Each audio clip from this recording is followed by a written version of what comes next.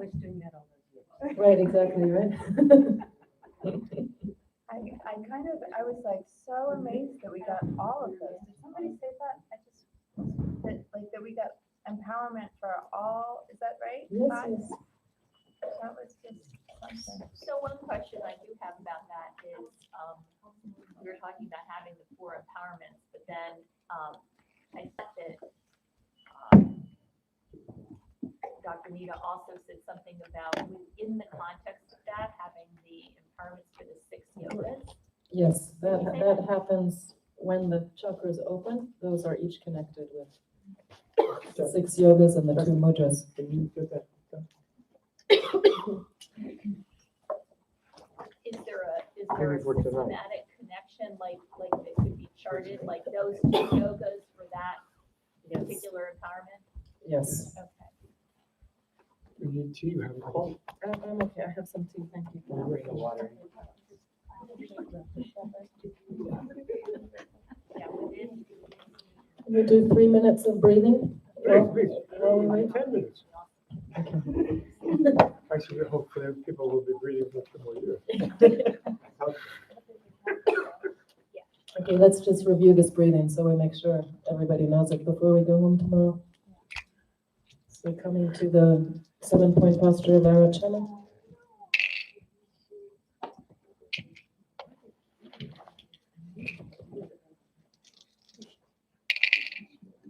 Doing the empty body meditation.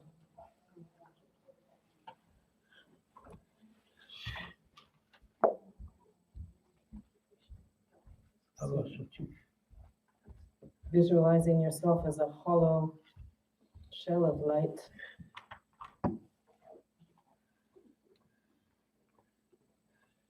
With 3 empty luminous channels.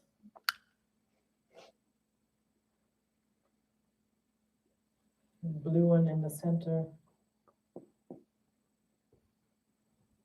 The red solar one on the right side.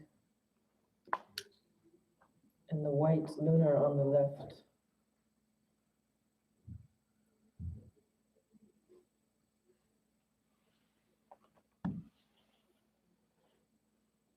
And then we do 9-fold purification like we've been doing every morning. So inhale through both nostrils. Exhale. And blocking the left nostril first. Inhale through the right side. So drawing pure breath, pure light into the right channel. Hold the breath. Block the right nostril. Exhale left. Inhale left side. Cleaning up the left channel. Hold the breath. Block the left nostril. Exhale right side. Both hands down. Inhale. Drop the fingertips. Hold the breath. Exhale. And again, block left. Inhaling. Just do it at your own pace.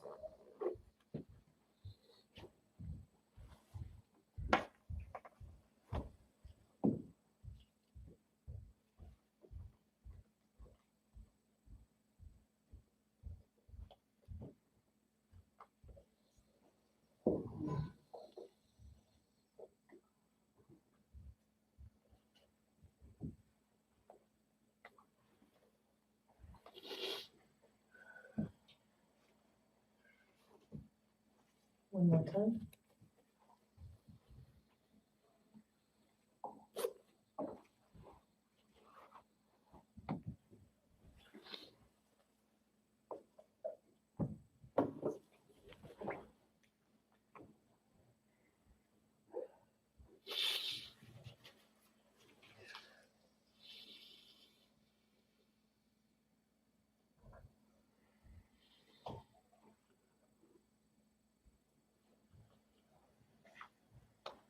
And then coming back to center. And empty body meditation.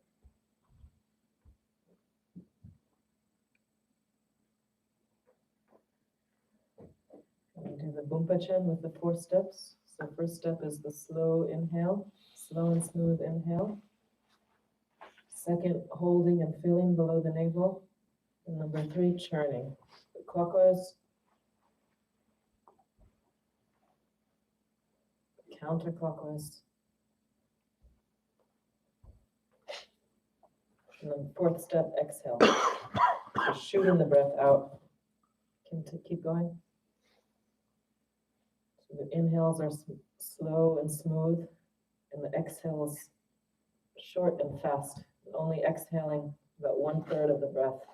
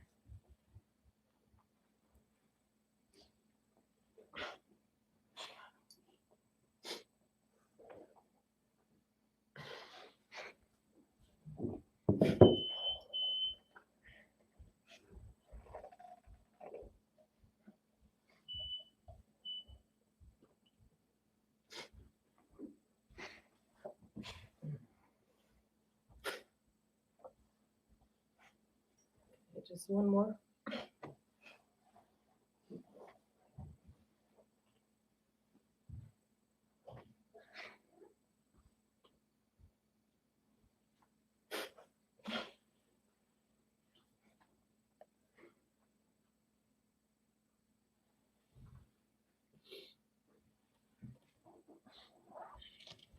You're breathing in and out through your nostrils.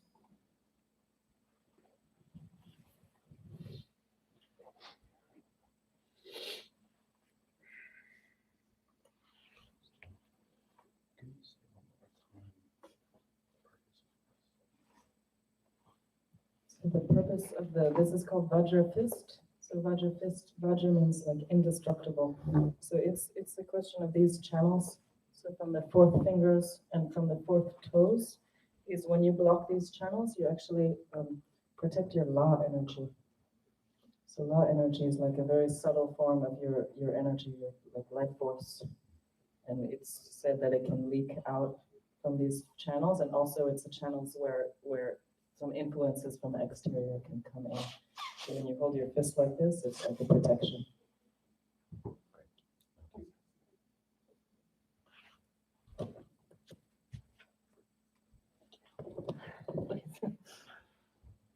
I didn't catch you say that this gesture is a Vajra gesture, Yeah, Vajra fist. touching the ring finger. The ring finger, yeah. That's all the other fingers are just extended. Now the other fingers wrap around like a fist, I like that. and this one can stay, the index finger can either stay Okay. out or, Like that. Oh, I see. There's a bunch of fists like that, I think. You close them all. yeah, you can close them all, or you can point towards the Oh, I see. towards the central channel. That's good. There's another one we can, don't leave, there's another one that we can do. That's a little different, but very similar in the same ballpark while everybody's breathing. Okay. It's called the Vajra Repetition. And it's a very advanced perfection stage thing where once you've opened the channels a little bit with that breathing that you do, you then imagine or visualize that your central channel is open, the knots around it have been released and relaxed, and that in the center of the heart chakra, there's an upside down letter home. That's, you can imagine, or you can just imagine that there's a letter there. And it's actually an upside down Tibetan home. And when you inhale through the nostrils, you inhale, the inhalation itself is Om, like Vairochana Om, that is white and comes in with a white light. And so you inhale Om, and you, at first, of course, you're thinking Om as you're inhaling through the nostrils, ideally. But eventually the idea is that the inhalation itself is Om. So you don't have to divide between the sound or the image of the letter Om and the breath, because the breathing in is Om type of thing, if you follow me. So you work toward trying to unify the mantra and the breathing and the breath. So you inhale Om, and then you imagine that that white energy is going in and goes inside the letter Home in the heart center. And then you hold your breath for some time, just some seconds, 10 seconds or something. And you imagine that when the breath is being held, that the Om inhalation turns into an Ah, ruby red. It's the sound Ah. Remember the second syllable, the red Amitabha one, Ah, right? But you don't enunciate anything. The simple holding of the breath, of the energy of the breath in the home, in the heart, is the sound Ah.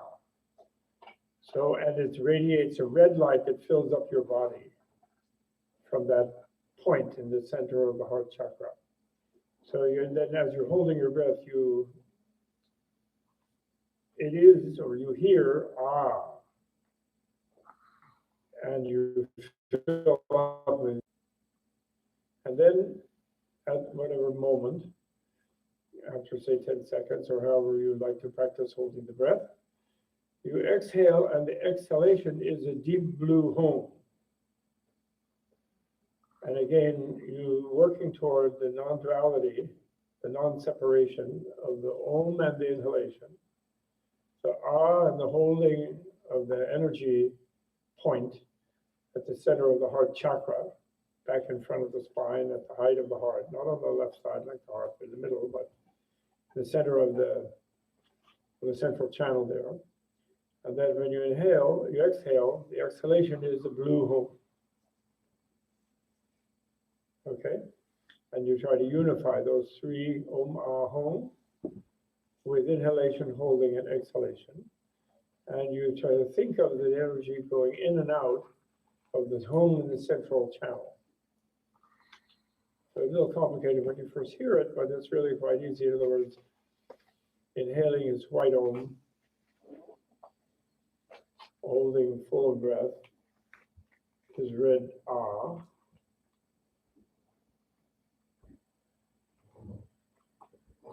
And in a way, I guess you would say the spread of the oxygen from the inhalation in the system, you're thinking of as a glowing red light that is shining throughout the universe, actually, but at least throughout your body. At Ah. And then the exhalation is the blue home. Then again, Om. You don't hold it at the end of the exhalation, you immediately inhale Om. Okay, so try that a few times. Inhaling Om, and you can hold it as long or short as you like. You know, we're not doing it in unison. And that's called Vajra repetition or Vajra recitation, although you don't make any sound other than the breathing itself.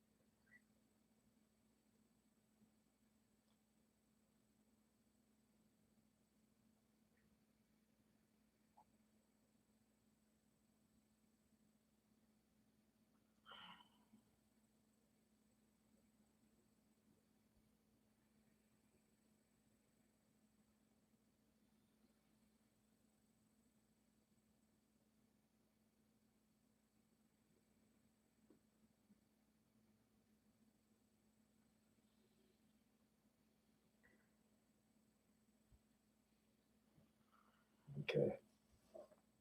Actually, you should be in Dane, you know, you should be already in a divine body, you know, a divine Buddha body when you do that practice.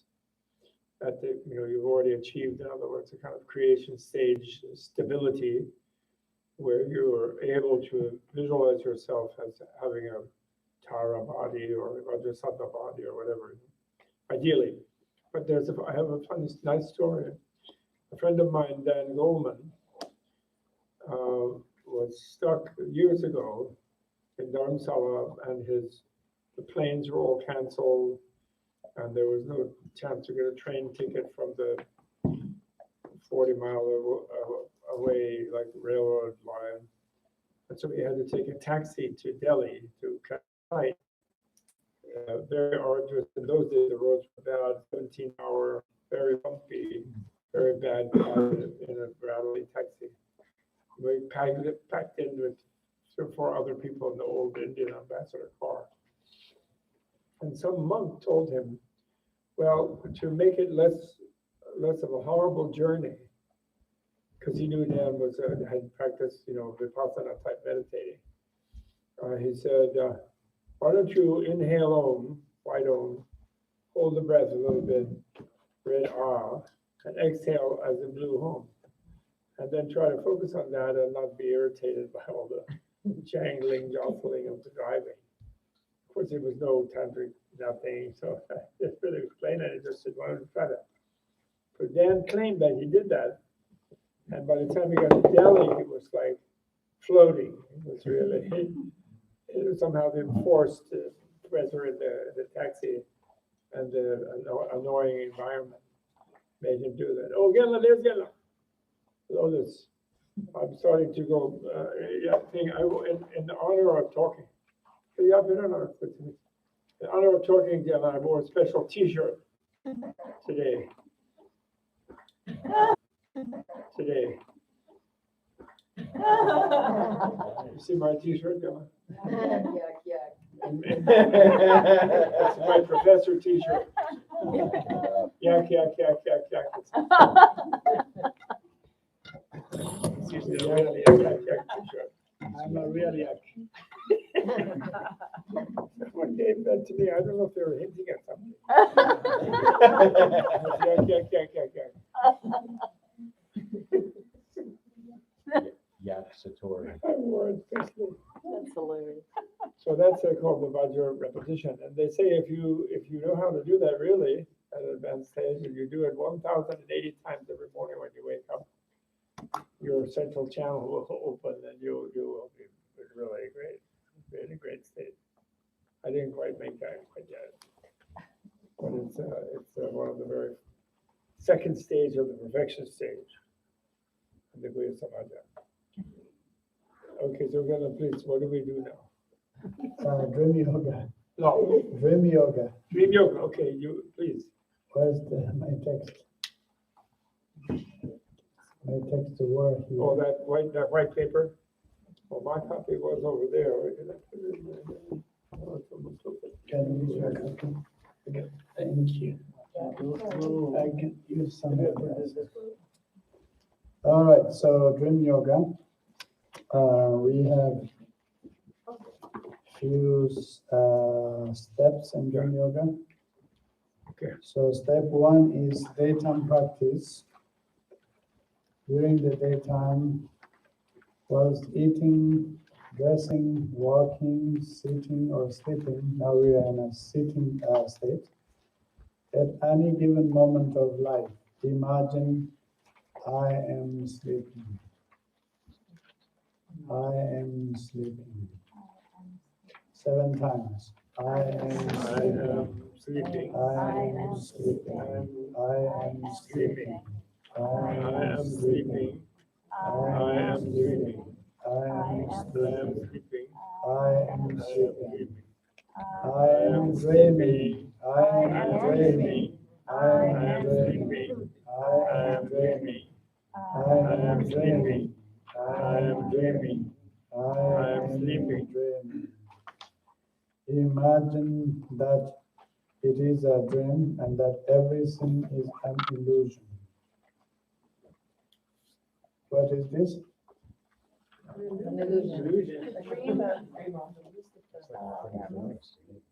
That's a dream bubble. Dream bottle. Can you say that 7 times? Dream bottle. Dream bottle. Dream bottle. Dream bottle. Dream bottle. Dream bottle. Dream bottle. This one? Dream That's a bottle. dream. Thumb up. Then thumb up. Dream up. Dream thumb up. Dream thumb up. Dream thumb down. Dream thumb down. Dream thumb down. Middle finger up. Dream middle finger up. Reminder finger. Dream finger up. Dream finger up. We call this a dream finger. That's the dream finger? Yes, dream yoga. Dream finger up. Dream finger up. Dream finger? Yes, dream yoga. Dream finger up. Dream finger up. That reminds me of a joke, but I'm happy in dream. I'm happy in dream. I'm happy in dream. I'm happy in dream. I'm happy in dream. I'm happy in dream. I'm happy in dream. I'm unhappy in dream. I'm unhappy in dream. I'm unhappy in dream. I'm unhappy in dream. I'm unhappy in dream. I'm unhappy in dream. I'm happy. I'm angry in dream. I'm angry in dream. I'm angry in dream. I'm angry in dream. I'm angry in dream. I'm angry in dream. I'm angry in dream. I'm jealous in dream. I'm jealous in dream. I'm jealous in dream. I'm jealous in dream. I'm jealous in dream. I'm jealous in dream. I'm jealous in dream. I'm confused in dream. I'm confused in dream. I'm confused in dream. I'm confused in dream. I'm confused in dream. I'm confused in dream. I'm confused in dream. Okay, what's your main desire now? What's your main desire? Lucid. Become lucid. To wake up. Wake up. Are you sure? Yeah. Is that chocolate? Besides chocolate. Wake up. How do you say chocolate, the desire? Somebody offered some dream chocolate. Which one? I want to eat chocolate in dream. I want to eat chocolate in dream. I want to eat chocolate in dream. I want to eat chocolate. Stronger, ladies. I want to eat chocolate in dream. I want to eat chocolate in dream. I want to eat chocolate in dream. Okay, now you imagine. No, give it to me. Oh, This is called empowerment. You imagine, okay? You imagine you are eating chocolate. Chocolate empowerment. Do you see? Dream chocolate. Dream chocolate. Now you eat. Okay, it's full of sugar, full of bad stuff, but you can eat how much you want. Eat. Yes, yes. Dream chocolate.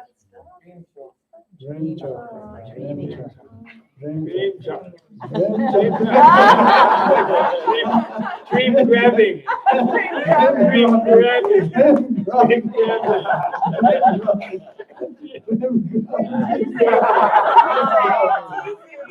Oh, you didn't eat. Dream eating. You didn't eat.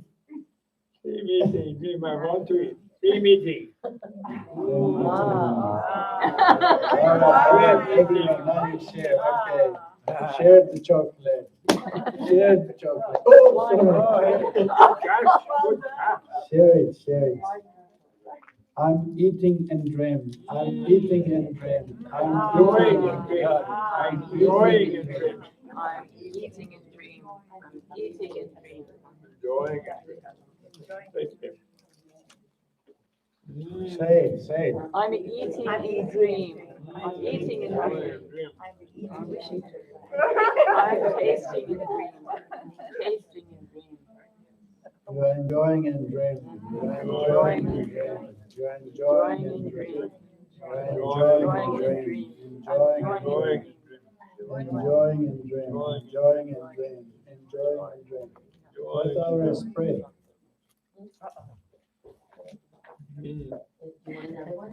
No, what is this spray? This we have a special. Can you spray this? I smell and dream. I smell and dream. I smell and dream. I don't smell yet. Can you spray more? You want another bowl? You do. We have insects in dream. Yeah. I got an insect in dream. I smell and dream. I can smell and dream. I can smell and dream. I can smell and dream. I can smell and dream. I I can can smell smell and and dream. dream. I I can can smell smell and and dream. dream. I can smell and dream. I can smell and dream. I can smell and dream. I feel and dream. I feel and dream. I I'm feel feeling and dream. I'm feeling and dream. feeling and dream. I'm feeling and dream.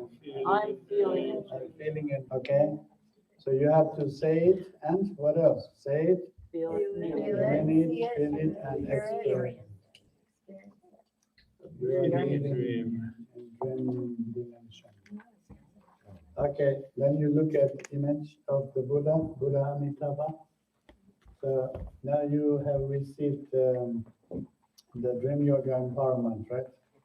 Read syllable, the syllable A, and then it becomes Buddha Amitabha. So practice before falling asleep, Guru visualization. Before you go to sleep, visualize a white lotus flower with 4 petals in the center of your throat chakra. Now your throat chakra is open. Your primordial awareness, your pristine wisdom, original consciousness, do you remember? Arises as Guru Amitabha. So your awareness and the nature of the Guru and nature of Buddha Amitabha is the same. There is no difference. The nature of your consciousness is infinite light. The Guru Yuto is infinite light, and Buddha Amitabha is infinite light. There is no division. All right, inseparable.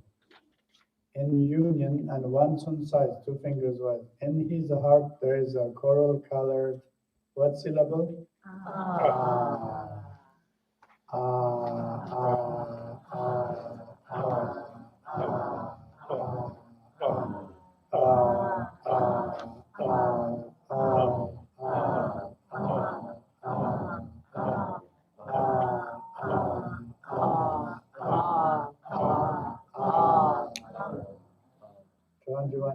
21 times, okay?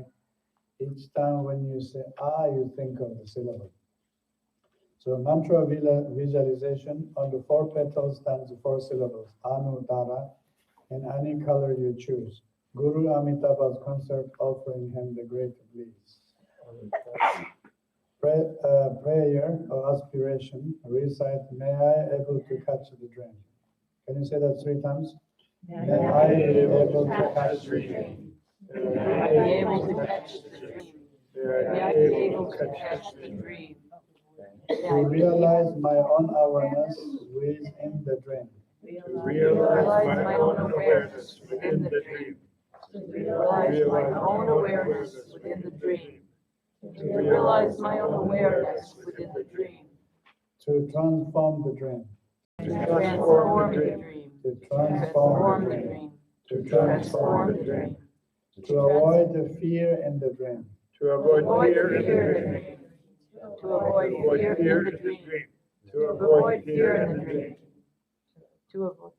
And to understand the truth of the dream. And to understand the truth of the dream. To understand the truth of the dream. And to understand the truth of the dream. Okay, then this is the visualization. So here we put it in different colors, but you can put any colors how you want, okay?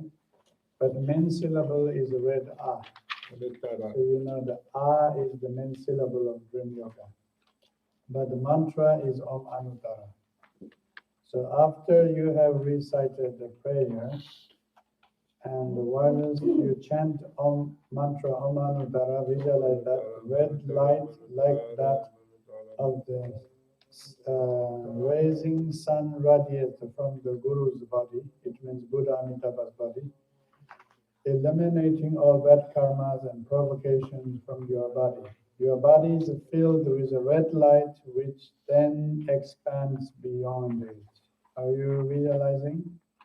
Red light here, Om Anutara, Om Anutara. Mentally you chant Om Anutara, and then you listen and follow the meditation. Red light like that, the sun body of the Buddha, of the Guru, eliminating all bad karmas and provocations from your body. And your body is filled with red light, which then expands beyond it. All of the space becomes pure land, and all sentient beings become dakas and dakinis. The light is offered to all Buddhas and Bodhisattvas. So the light is becoming an offering for Buddhas and becoming a help and support for all sentient beings. That's why all sentient beings, they become dakas and dakinis, or male Buddhas and female Buddhas. The light to return to the Guru's heart, Buddha Amitabha's heart, and then the A becomes a very radiant and colorful. Focus your mind on this. Are you meditating? In dream. I'm reading, you just to follow, you make it used to it, okay? Get used to it. You are visualizing the light returns to the Guru's heart, and then A becomes very radiant and colorful. Focus your mind on this in your throat chakra. Try to see that red A in your throat chakra. Red A in English, it's A, right? A. See it very clearly, very sharply, and concentrate on it as if you are threading a needle. Actually, it's good. The English has a hole, not like a needle, right? And the top is a little triangle. Try to think that little triangle very carefully. Just before you fall asleep, remind yourself 21 times, verbally or mentally, to catch your dream.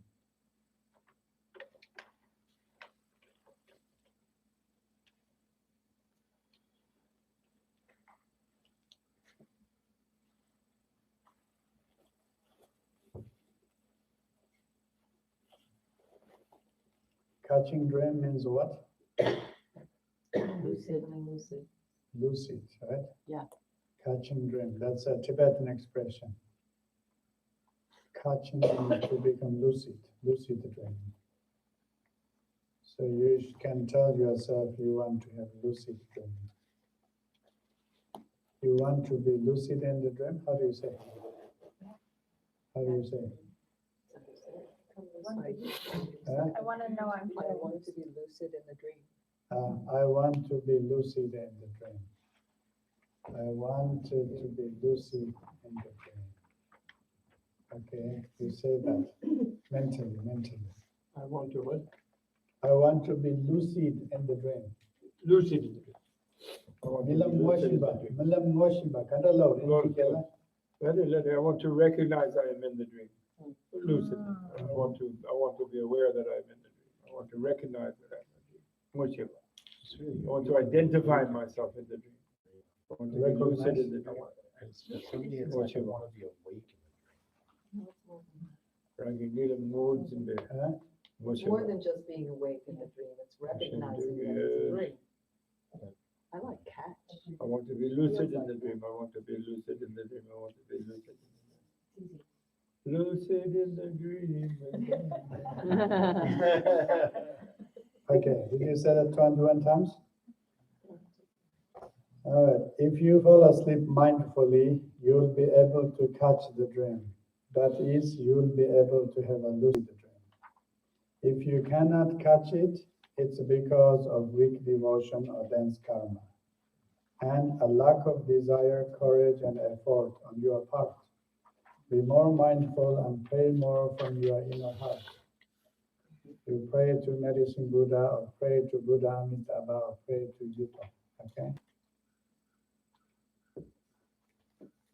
Pray, ask Yuta or Buddha to bless you, to help you, that you are able to catch your dream.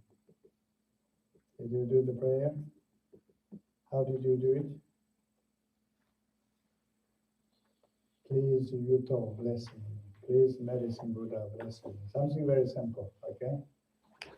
If you still cannot catch the dream, after repeating this visualization of Guru in the throat a few times, I told you this had to be 1 month, right? Then you visualize the Guru in the head, heart, navel, and the base. Now you know it, right?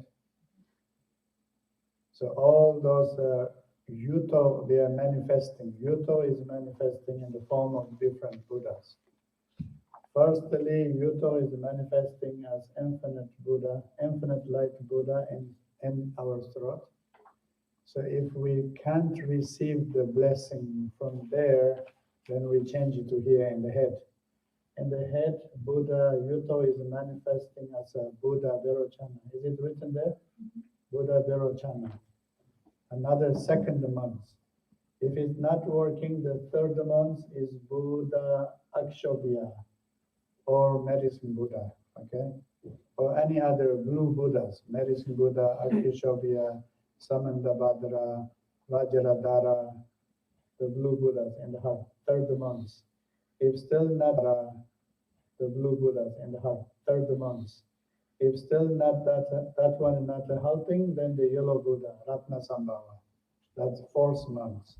If still not working, then Amoga Siddhi, fifth one. Okay?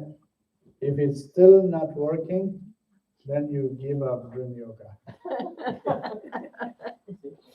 Then you come back to Ati Yoga. Okay? Ati Yoga is now and here. I told you this morning. Ati Yoga is now and here. Any moment, any given moment, you can always do Ati. Any given moment, you can do Ati. Okay? You are naked mind, free from past, free from future, free from present. One force consciousness. Do you remember? One force consciousness. Okay, and then after Ati Yoga, your dream will become lucid by itself. You understand? Because when you are lucid in the life and the dream, you are lucid too. All right. Normally, in the dream, it's easy to become lucid. Dream yoga is easy. Once you are very good with dream yoga and real life, you can become lucid too. But it's up to you. Okay, it's up to you. So if you wake up after you have caught the dream, do not open your eyes. Normally, once you caught the dream, very easy to wake up, and especially with excitement. And keep your eyes closed and remain mindful and relaxed. Okay, relax. Don't push yourself too much. Oh, I almost got it, and now I woke up. Oh, don't. How do you say? Don't give you pressure. Don't give self pressure. Don't push yourself too much. Just be mindful. Oh, I had a dream. I become lucid. I woke up. Okay, what can I do? Try to sleep again. Okay. Mindful and relaxed.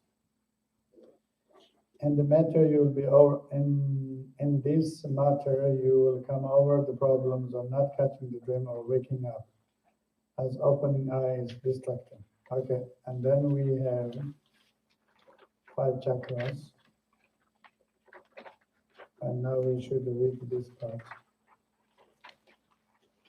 Transforming the dream. Can you read this part? Sure. Indicate show data the Gemma. Show Catching the dream. Chuba. Thank you. On the purification, transforming the dream. Yeah. Purification, multiplication, and transformation. Once you have a stable basis in catching dreams, that is, once you can do it frequently, you should do purification, multiplication, and transformation. Close your eyes and listen. You will then be able to catch them at will, and your dream recognition then becomes a stable experience. During the daytime as a meditation, imagine that you are in the dream and that you need to transform all experiences. Imagine that there is a dream fire that does not burn you, dream water that does not flood you, dream cliff that you will never fall off, etc. Imagine you can do everything at will. Do the same meditation with wild animals and evil spirits. Dream animals cannot attack you, and dream spirits can do you no harm. Do this practice constantly, so that you will be in the dream. Before falling asleep, keep applying these meditation thoughts. When you have caught the dream, you can do everything you did in the daytime exercise. For example, if you imagine an animal attacking you during the daytime, then you strongly think, this is a dream animal which cannot attack me. So nothing can attack or harm me. Imagine a bear is attacking you. It's a dream. Do exactly the same. Imagine a tiger is attacking you. It's a dream. In this manner, think of whatever you see or experience during the daytime as a dream. Close your eyes and imagine. Close your In the eyes dream, believe that you can do anything. Close your eyes and imagine.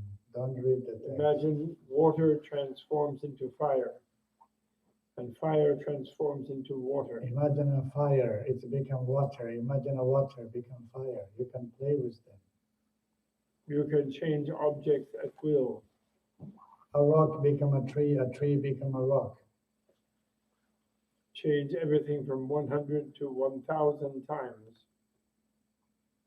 1 flower become 10, 10 flower become 100, 100 become 1,000. Can you imagine? Yes, you can imagine. Just very fast. Boop, boop, boop, boop, boop, boop. It's very fast, automatic. Don't stuck with the numbers. If you see sentient beings, imagine that they are your deity and multiply them. All birds, Buddha, medicine Buddha. All insect, all flies, all human beings, everything, all sentient beings are Buddhas. Different colors, different shapes. The deity goes from 1 up to countless, can be multiplied infinitely. Multiply yourself too. You can become 10,000, 100,000, million, 10 million, billion, and countless. Can you do it? Oh, yes. Once you are relaxed, yes. I told you, don't get stuck. Why? How? When? There's no questions. Just do it. Just do it! You are dreaming.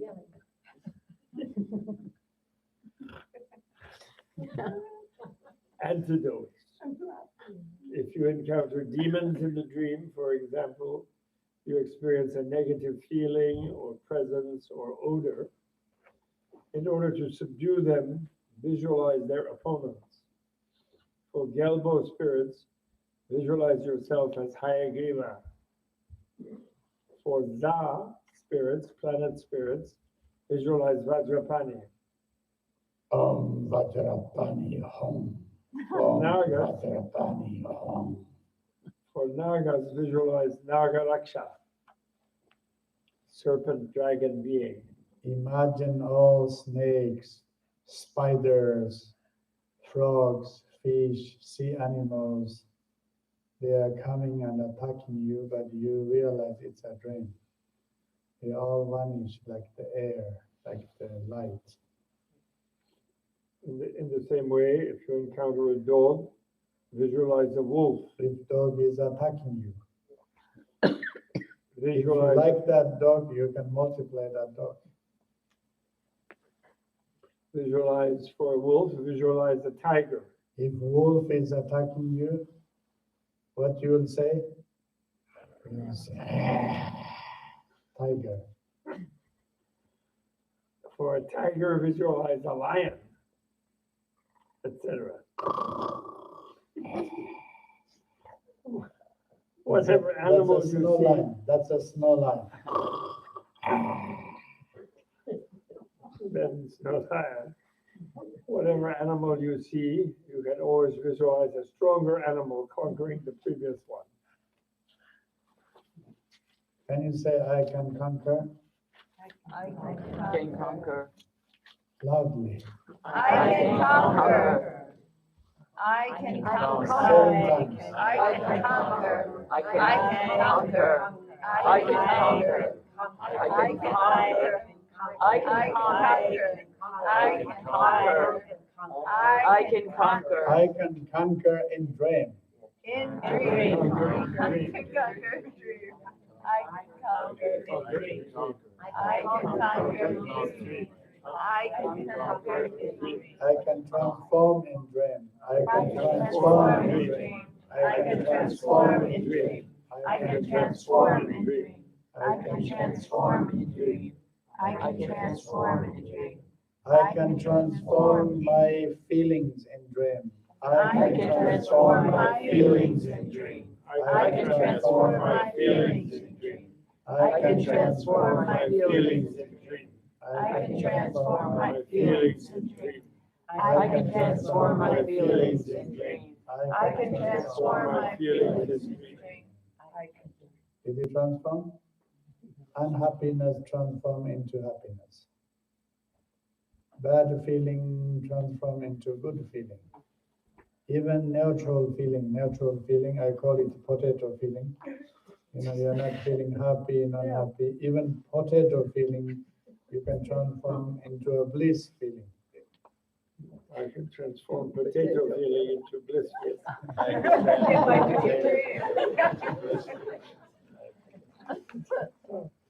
potato feeling into bliss feeling. I can transform my anger in dream. I can transform my anger into joy. Anger transform in joy. Yeah. 그러면 쉽지 뭐 성로나. I can transform anger into joy. In dream. Huh?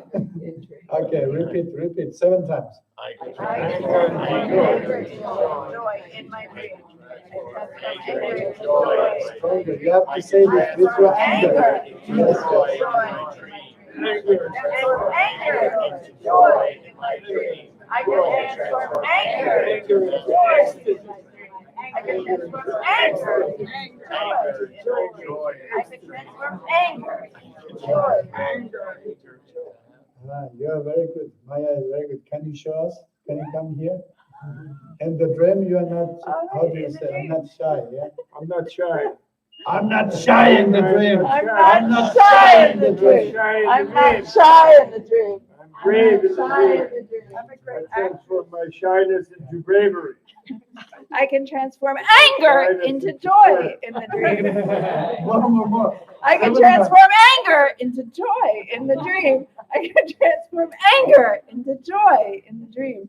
I can transform anger into joy in the dream. I can transform anger into joy More in the anger, dream. please. More I can anger. transform anger into That's joy. better. in That's the American dream. anger. More, once more. I can transform anger into joy.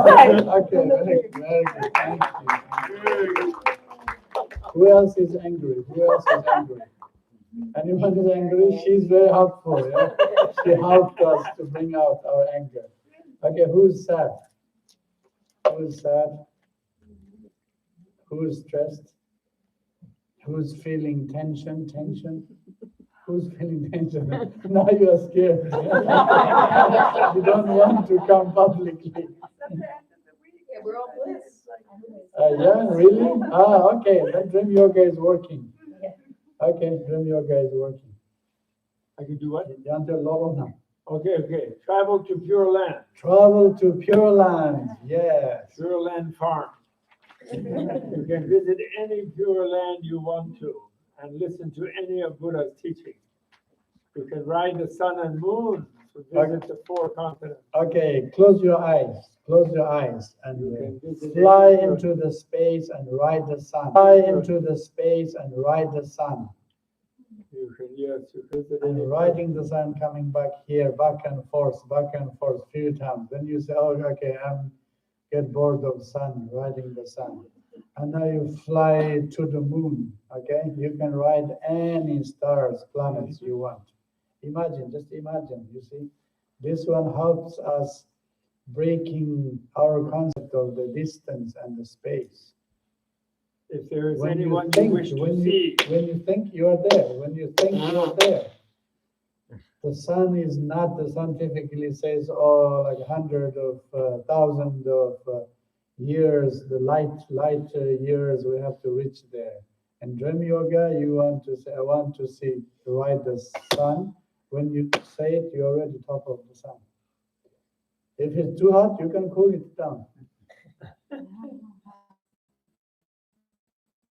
You can come. right, in the dream. Okay, Pure Land. Pure Land. Devachenla Sukhavati. Injikella, Sukhavati. Sukhavati of Amitabha. Okay, imagine now, Boundless life. first the Pure Land is Buddha Amitabha, the one our dream Buddha, right? Sukhavati, Okay, Amitabha's 1, body is 2, 3. 34,000 Can you say miles. Sukhavati? Sukhavati. You are already there. Again. Sukhavati. Again. Sukhavati. Sitting in a lotus. Stronger. Sukhavati. Sitting in a lotus. It's in the west, don't get the wrong directions. The body is Sukhavati. pure light. Sukhavati. Shoot yourself. Your body is Sukhavati. Amitabha is there all the time. Sukhavati. Okay, now imagine. Don't write notes. You don't need to write notes. Amitabha is there in Sukhavati. Amitabha's Pure Land, there are no papers. He's No 1,000 pens. miles tall. You are 100 miles tall. Your body is made of pure energy. And your body is made of orgasmic energy. You're sitting in a lotus and taking chocolate from the air.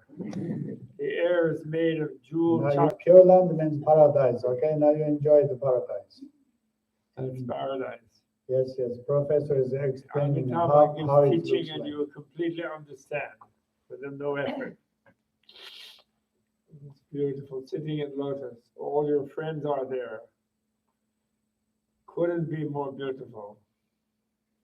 Amitabha, Pure Land. Yes, what's your question? My question is, when you are in a lucid state, can you go into clear light from there? Can you open a door and go into the clear Of light course. from that space? Of Go course. into which light? Clear light? Into clear light. Yeah, the question You is, can never go into clear light because you're always in clear light. You're Can never you not in clear light. dissolve your You only sense of need- You I-ness. only need to recognize. Clear light is what you're made of, so you can't go into it. But you can go into Sukhavati, pure ruby, golden, jewel light. Yeah, questions later, okay? Not just to meditate. Imagine you are in that Sukhavati, Devachan, the Pure Land made of bliss, of joy. Yeah. Whatever comes in your head, what is the imagination, your imagination of paradise. This Sukhavati, Sukha is like Mahasukha, great bliss. It's filled with bliss, full of flowers, and it's really like your dreamland. Mhm. And you receive teaching directly from the Buddha.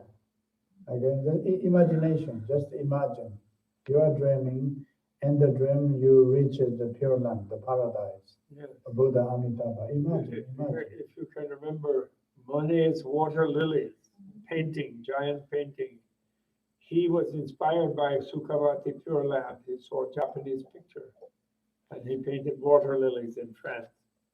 If you've ever seen their water lilies, that was inspiration by Monet, the French painter, of Sukhavati, the French painter, of Sukhavati.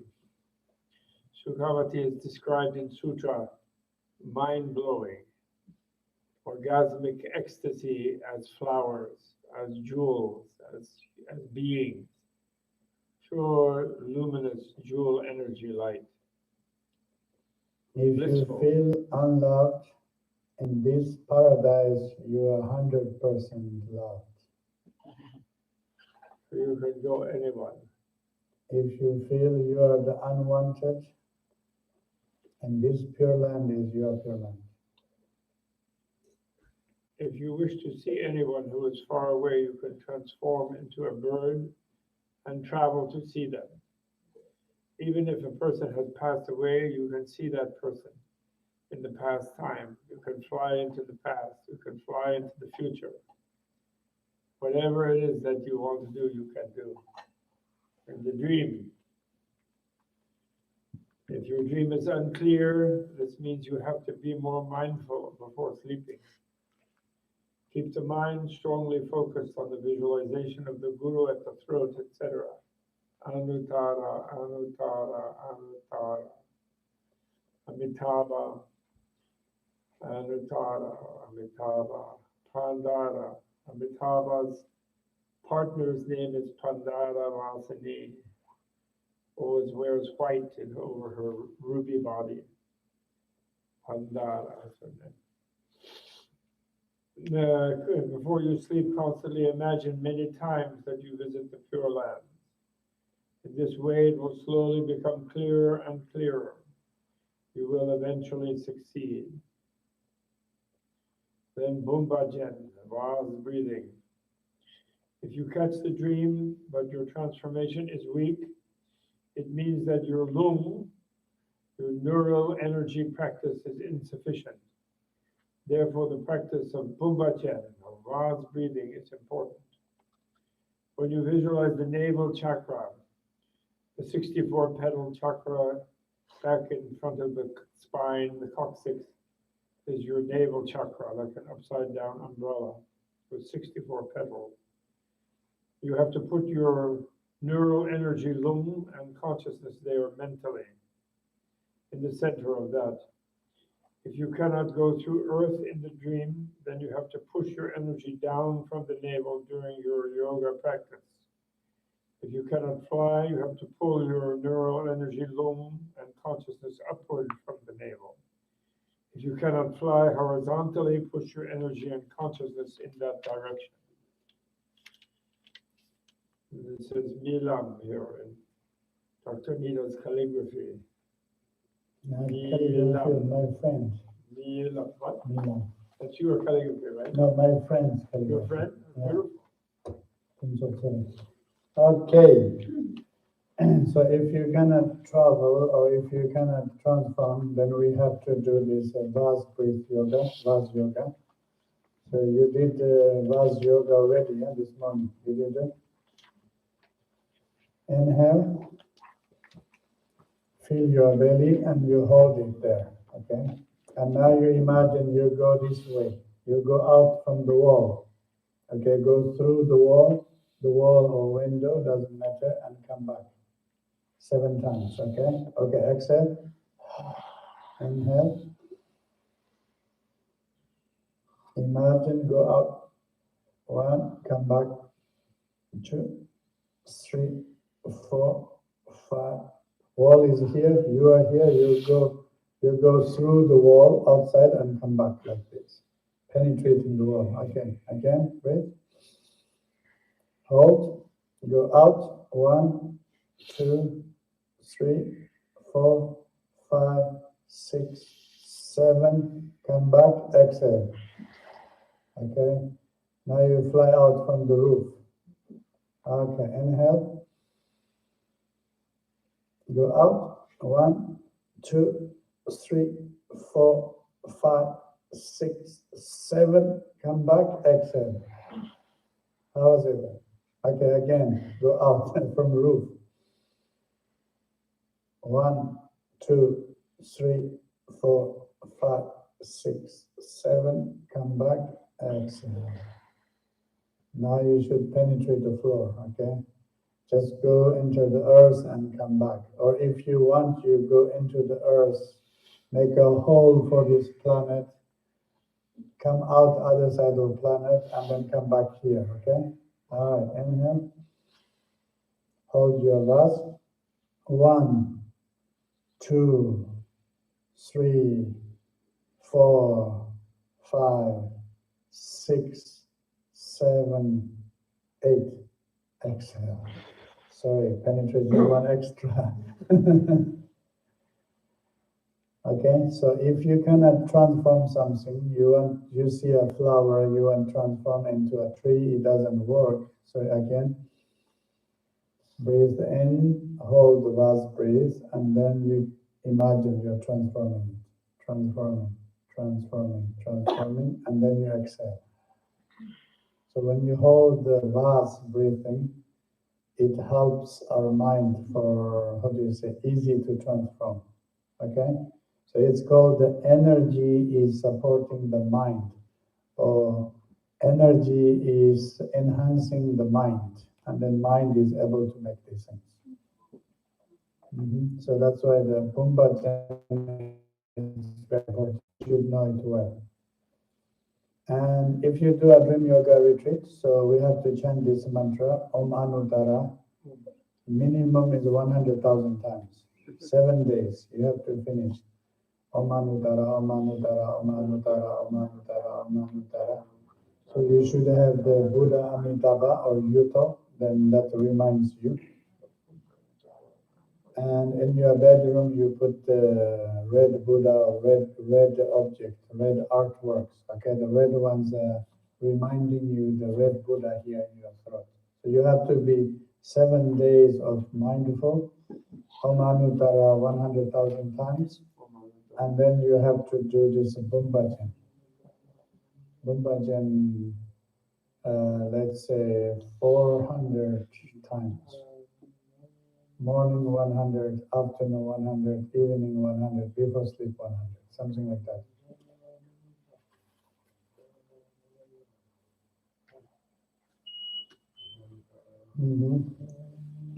Okay, good.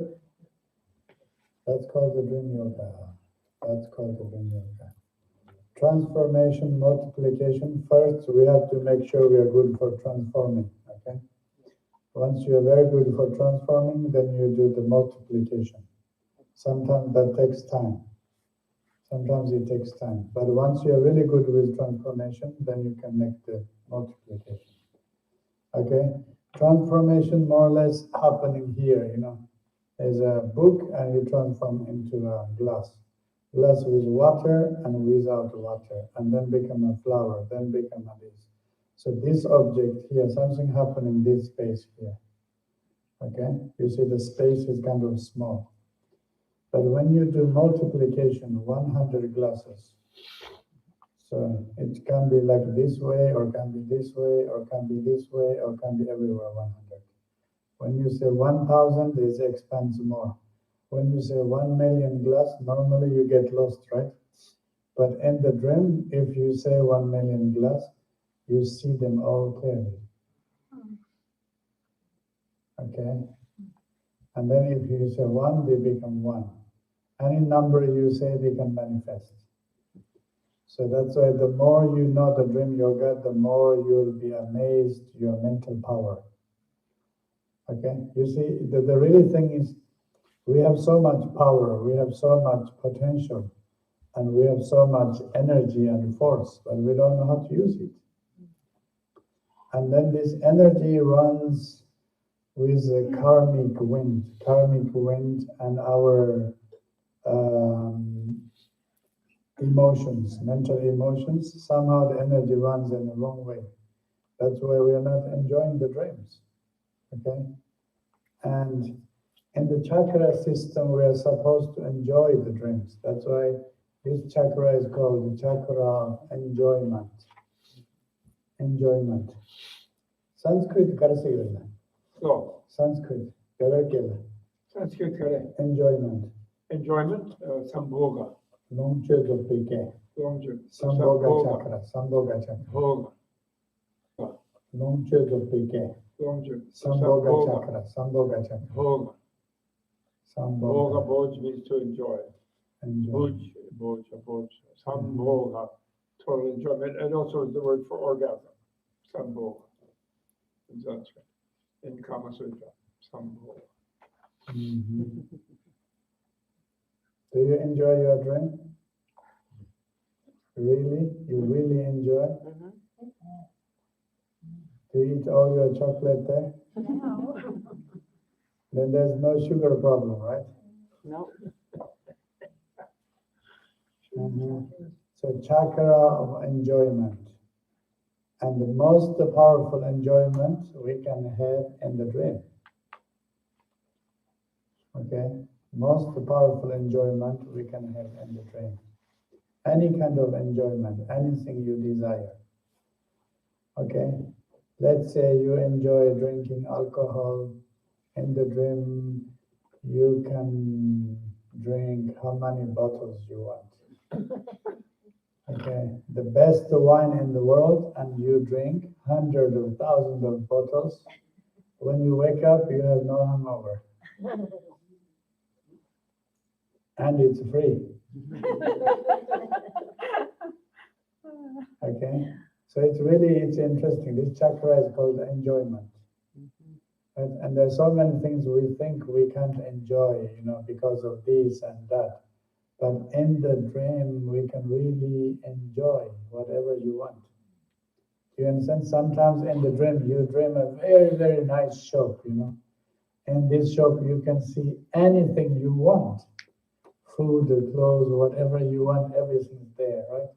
But most of the cases you don't buy. Why? Because you have no money in the dream.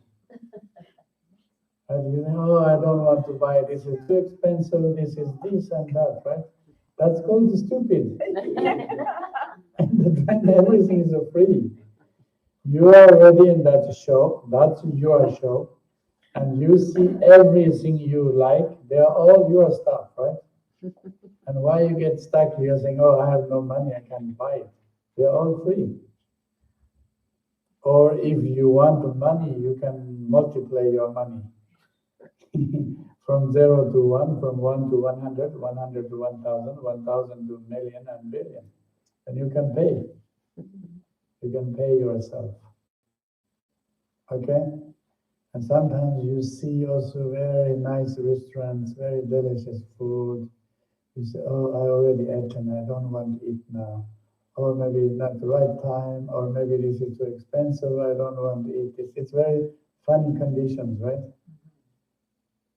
It's all free there. Actually, the food and the dream, they are more tasty than real food. Okay, because in the dream, if you're hungry, you can eat anything. It's my dream yoga experience. Once I was in Zurich, in Switzerland, and in the dream also I was in Zurich. I was in a restaurant and eating a pasta. The pasta was very good. I was eating and then I realized I was dreaming. I said, pasta is good. The dish must be good too. I started to eat the dish. That's better than pasta. Then I realized, oh, wow, it's enjoyment. In the dream, you can eat anything. They're all so tasty, right? So the truth is the pasta and the plate, there's no difference. The pasta is my mind and the plate is my mind. The table is my mind. And normally we say Chinese, they eat everything beside plate and tables, right? I ate even plate and table. I ate more than them. Yeah. If you are not enjoying your life, don't worry. Okay? I also say this, if you really want to go to a holiday, the best and cheapest is a dream holiday. Right? You can go to Pure Land, you can go to visit the Buddha, you rest there, you enjoy, you receive teachings, and then you come back. Next day you wake up. You're completely refreshed. Okay? So remember that's the name of this chakra, the chakra of enjoyment. Okay? It's much more than enjoying the food and enjoying speaking or singing. You understand? For us, speaking and singing, using our voice is enjoyment too, and eating and drinking is our third chakra enjoyment. But our life is much more than that. So that's why this chakra is connected with desire. Desire, infinite desire, infinite enjoyment. Where you can do it? In dream. You can do it in dream. Once you get satisfaction in the dream and then you wake up and then you don't need to do it. In real life, you're not craving, right? I told you the story. When I was doing Julin, I was so hungry, and in the dream I was eating everything. Next day I was full. And then many other days I didn't eat anything, just the Julin pills, and yeah, it was very, very, very nice. So I think many things we should, the things we cannot do in the life, we should do in the dream. Our life has so many conditions and limitations, but in the dream, there are no conditions and no limitations. So why don't you enjoy it? Okay? And our problem is, and how, right? How? So we are doing dream yoga. That's why to become lucid is number one. We have to become lucid. The lucid is number one. Once you become lucid, then anything we can do. It's our world. Okay? Then you can understand the concept of God, the creator. Right? We are saying that there's a God, God is creating us. But in the dream, you will find out who is the God, who is the creator, who is this great creator who creates everything. You'll discover that. Okay? That's why in your prayer says, may I understand the truths of the dream. Truths of the dream is the truths of God. And you'll discover who is the real God.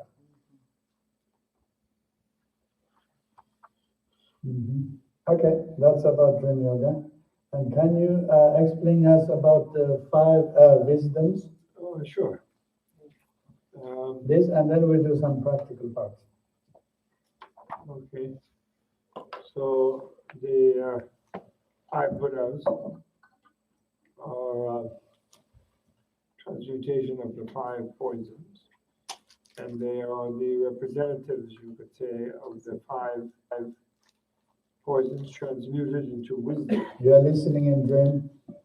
And the Vairochana is very, very famous because he is the body of all Buddhas. He's the syllable Om, and he's usually white in color. And there are some differences in different, but Anuttara Yoga Tantra, he's the body of all Buddhas and he's white. And he's also the special Buddha. Rochana means to shine. Ruch is a Sanskrit verb meaning to shine, and so Vairochana means the great shining one, and he's like he's associated with the sun actually. In Japan, the giant Buddha in Kamakura called the Daibutsu is a Vairochana, and he's the main Buddha of the flower ornament or the Buddha Garland Sutra.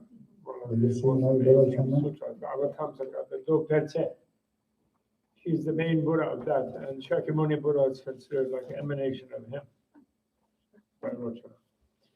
And his wisdom, his poison is ignorance or confusion, although in a way the best translation of avidya is misknowledge and misknowing. It's an actively wrong knowing. The way we know things, because in a way confusion is one aspect of ignorance, but the bigger aspect is you're an ordinary person and you're suffering and you're dissatisfied and you're whatever, ordinary, and you have pain and you're going to die and you're, this kind of thing. So you know that you are that. You think that's reality, but that's misknowing.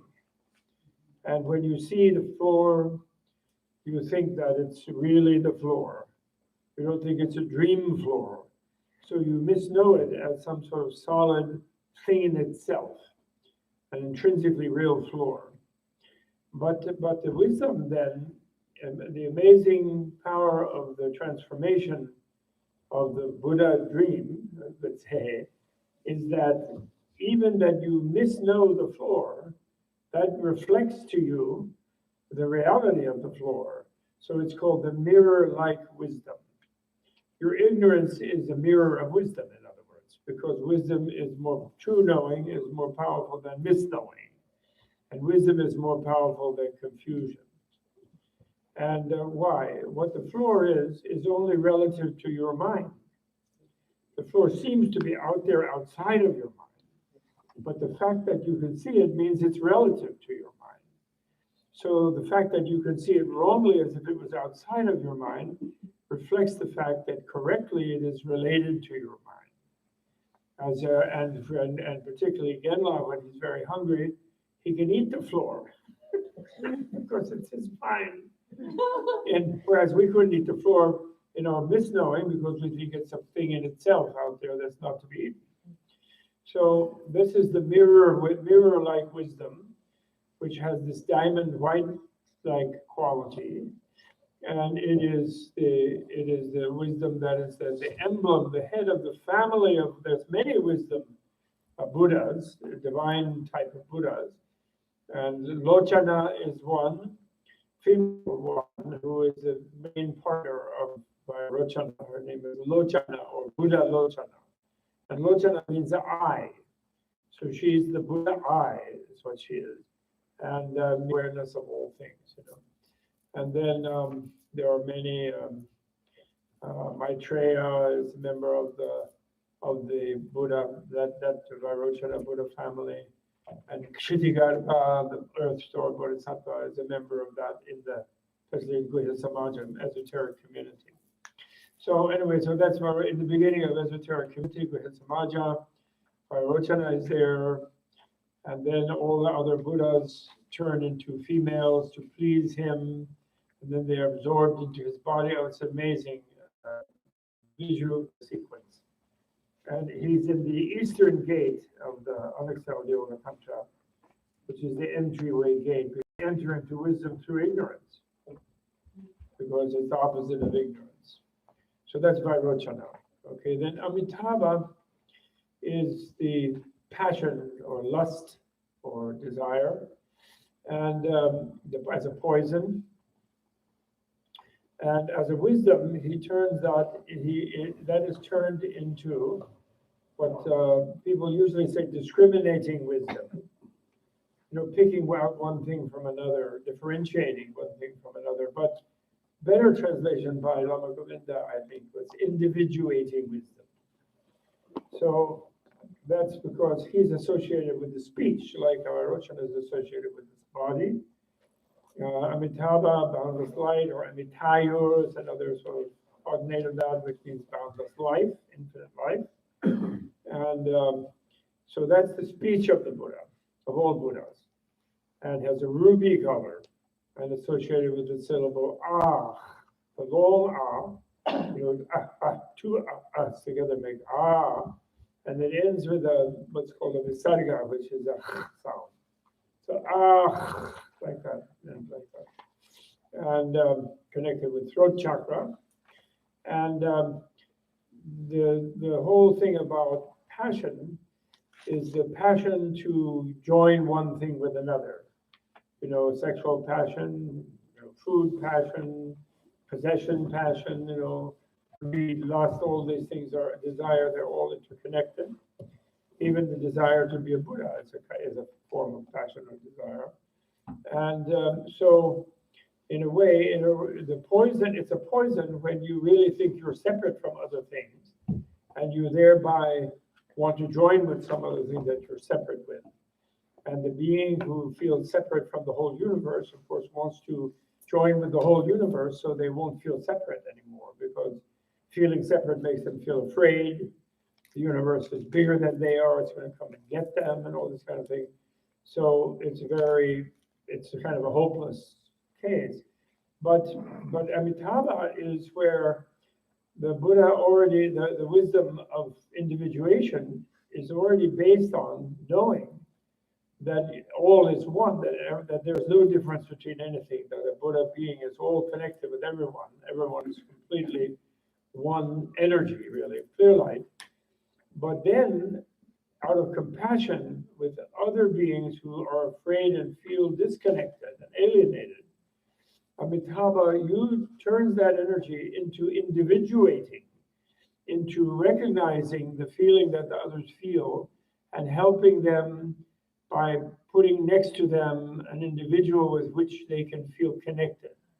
So as to, you know, so therefore the Lotus family, which is the family of Amitabha, that's where Avalokiteshvara, the Bodhisattva, which is the compassion, who is the compassion of all Buddhas, the great God who cares for the loving God, who cares for everyone, is what Avalokita. Avalokita means who looks in a loving way at all beings.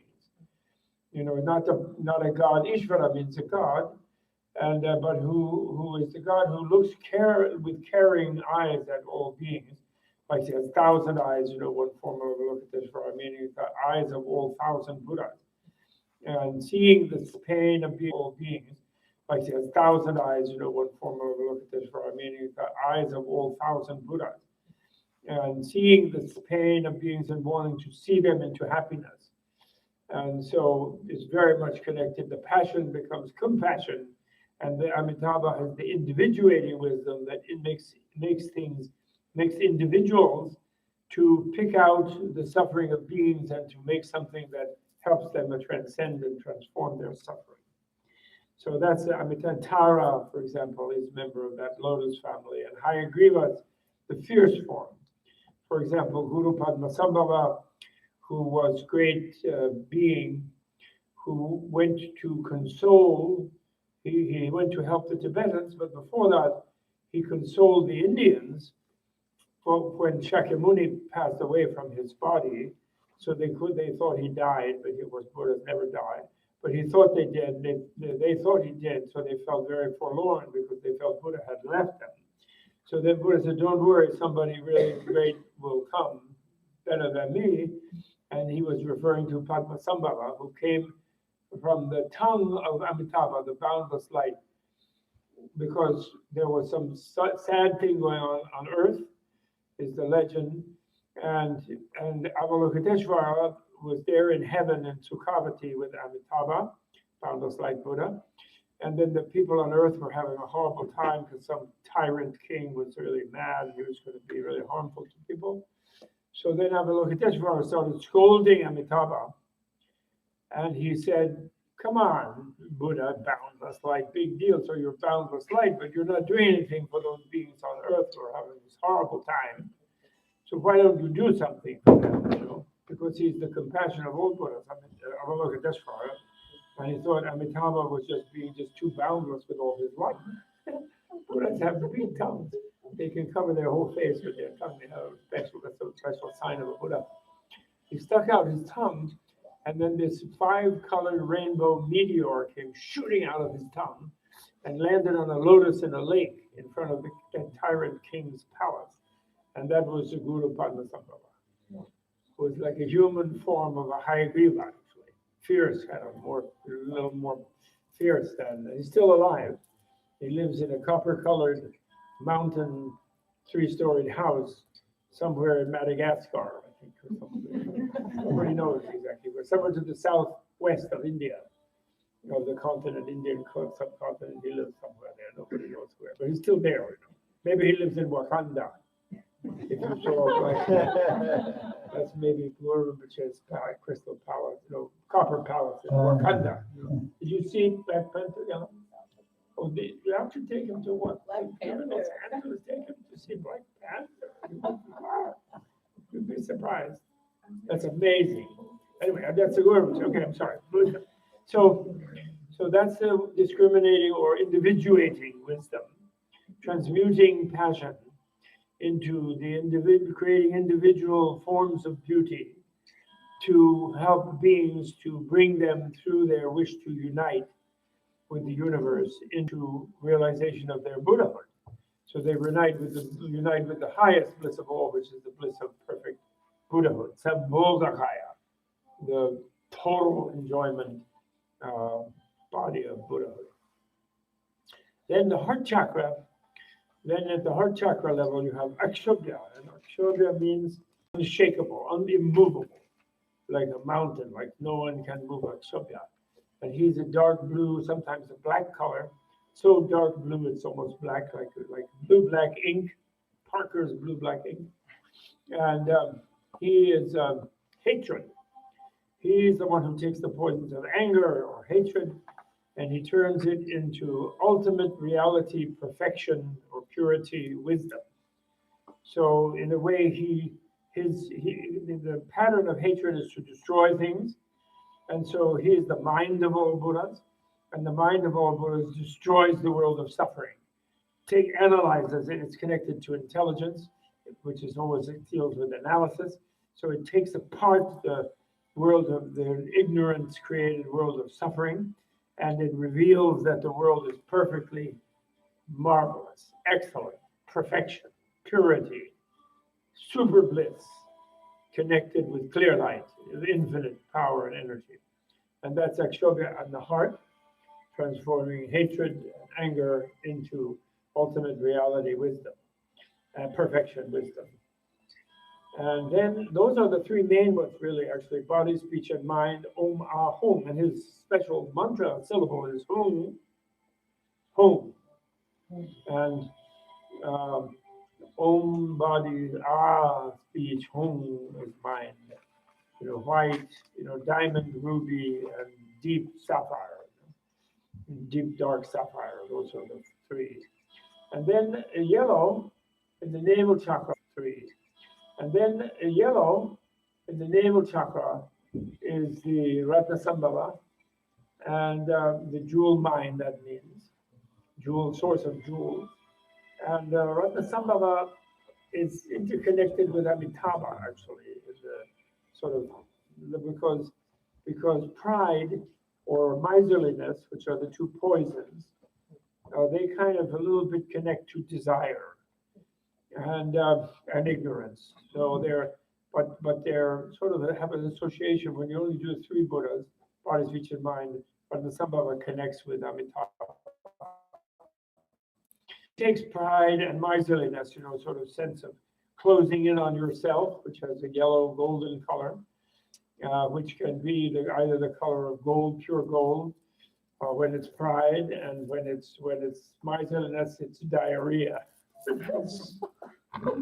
So gold and shit is connected to those two, and it transmutes them into the wisdom of total equality. There's no difference between excrement, feces, and gold to the enlightened being, and there are beings like that. Actually, Yela, did I tell you the story about the yogi in Benares? No. There was a famous yogi, not Buddhist, but he was great Siddha anyway. And this happened in the 50s, and my friend was in the newspaper. And this yogi was annoying people who had restaurants in a certain place in Benares, because he lived in the kind of garden in India they sometimes have in the middle of a street, like a square. They have like a garden, usually very dusty and dirty, But anyway, he lived there, and then the restaurant people had like outside tables, and outside their restaurant. And then the customers weren't coming because this sort of slightly funky yogi was there. So the restaurant guys took him into court, and he was before the judge, and they were accusing him, and they said, he pooped in this garden there, and then the people didn't want to come to my restaurant, and he's ruining my business, and I want him to be sent away and banished from that place, blah, blah, blah. And they were all accusing him. So he refused a lawyer, and he just sat there. And then the judge, finally, after all the accusations, he said to the yogi, well, Swamiji, how can you defend yourself? What do you have to say for yourself? You're like making an unpleasant thing there, those people. And, there's all this impurity in the garden and people like that. So he said, I need a plate and a knife and a fork, he said. So they brought him one of those Indian metal plates. So then he pooped in that plate right in the court. And then he took his knife and his fork and he made a slice of the poop. And then he calmly sat there and he was eating it. And he said, there's nothing impure here. I don't see anything impure. What's the problem? And the Indian judge said, case dismissed. Nothing impure. The restaurant people just have to deal with it. It's a famous story. It's on all the papers. I'm sorry. That's India. Still, that's the dream of India. That's somewhere still. That's kind of wonderful. Dealing with reality in a kind of tolerant manner. That's India. Okay. So anyway, that's the quality wisdom, and that is overcoming the high point of pride and the low point of miserliness by making the wisdom of everyone is totally equal. And that's the true sign of a Buddha, a truly enlightened being, is there to serve the students and the arhats and the bodhisattvas and the disciples, not the beings who are still suffering. Because he realizes they're only suffering because they don't know their true nature is bliss anyway, to start with, always has been. So he or she or it, Buddhas can be male, female, or neuter, they don't need anything. They don't need to be higher or lower. They realize they're completely equal with all of the beings that they're serving, except that the beings don't know that. So they want to help them come to understand it. So they really are the servants. I realized that once with His Holiness Dalai Lama, when he was speaking to a crowd in Switzerland, about 10,000 people, and he was giving the famous verse about how the Buddha was speaking to the monks, and he said, monks, a wise person accepts some teaching after, like a goldsmith buys gold, after analyzing it, testing it in their experience, and deeply concentrating about it, and then accepting it if it works out, if it's correct and helpful, and not just out of faith in the teacher, he said. And so then I said, sitting on the big throne, right, like the higher Dalai Lama, right? Everybody's supposed to be lower than him. And he's leaning forward to the students. I was sitting sort of on the side there, leaning forward to them. And he's saying, therefore, he says, Buddhas have to understand, sitting sort of on the side there, leaning forward to them. And he's saying, therefore, he says, Buddhas have to understand, is like begging the students Don't just listen to what I say and say, oh, Buddha said so, so I think so. But challenge it in your mind and think about it and make it your own, because it won't do you any good otherwise. And he says that Buddha just begging them to like think about it, think it over. Don't just accept it because I said it. And the body language was like a waiter in a Chinese restaurant. Please take the something, by the great Dalai Lama. That's when I realized how great he really is. Really fantastic.